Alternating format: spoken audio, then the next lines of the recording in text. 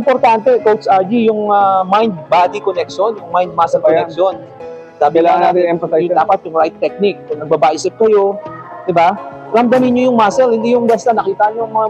Ito na Tama. nagiging problema sa mga gym, Coach RG. Pag bago ka, nakikita mo lahat, nagbubuhat ng mabibigat. Gusto mo mabuhat na rin ng mabigat. Oo nga. Hindi po tamang Huwag po kayo ma-overwhelm sa mga ibang nagbubuhat sa ano. Yung ibang trainer dyan, mga 10 years, 5 years na nakikita nyo malalakas. Lalo yung mga iba na ano sila, di ba? Ay, sasabay kaya ako dito, sumabay din sa mga. Oo. So kaya yung mga kaibigan niya dati na nag-workout, tapos ano, halika sumabay ka sa amin. Tapos yan, hindi kayo kayo niya. magalaw. Pagkahan ang pagtaas ng intensity. Hindi po kayo, ano, huwag kayong sumabay sa mga advanced lifters. Right away.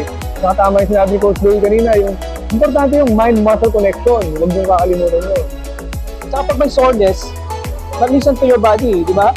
Kung masakit yung katawan nyo, ipahinga nyo, di ba? Oo. Or Kasi- mag-light exercise kayo, walking or cardio or swimming.